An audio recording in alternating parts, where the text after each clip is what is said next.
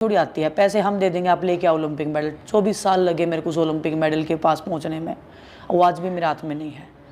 लेकिन उसको पैसे से तोलना कि इतने पैसे हमने लगा दिए हैं, वो हर नागरिक, अगर घर से निकले हैं तो हमारे माँ बाप भी अगर ये चीज़ बोलेंगे तो भी बुरा लगेगा कि हमने इतना लगा दिया है। वो एक कर्तव्य है आपका, आप अपना फ़र्ज़ निभा रहे हो। हम अगर देश को रिप्रेजेंट कर रहे हैं तो ऑब्वियसली देश को कुछ करना पड़ेगा, हमारे को बैक करता है तभी हम जीत पाते हैं। कोई भी सिंगल पर्सन कभी किसी भी फील्ड में आगे नहीं बढ़ पाता है, उसका फैमिली का सपोर्ट होता है, समाज का सपोर्ट होता है, देश का सपोर्ट होता है, तब जाके कोई एक एथलीट आगे बढ़ पाता है।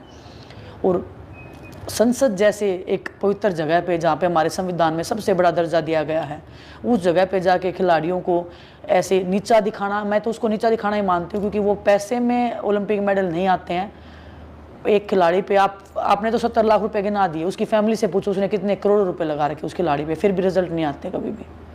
तो पैसे के ऊपर रिजल्ट नहीं आते हैं। और ये बहुत ही, हमारा देश इसीलिए ओलंपिक्स में और जितने भी बड़े कंपटीशन में इसलिए मेडल नहीं लेके आता, क्योंकि जो हमारी मानसिकता है ना, खिलाड़ियों को रिप्रेजेंट करने की, खिलाड़ियों की भावनाओं को दिखाने की, वो बहुत डिफरेंट है। वो जैसे हमें भीख दे रहे हैं काइंड ऑफ, वो प्रिटेंड करते हैं। एक पॉलिटिशियन होता है, उसके खर्चे पे कितना, दिन में उसकी सिक्योरिटी है, खाना है, स्टाफ है, कितना खर्चा होता है मुझे नहीं पता एक्चुअल में, लेकिन वो मुझे लगता है कि हमारी खर्चे से कम नहीं होगा। हम तो, और वो जो खर्चा मेरे को जो 70 लाख रुपए बताए ना, उन्होंने 3-4 साल के पीरियड के बताए हैं।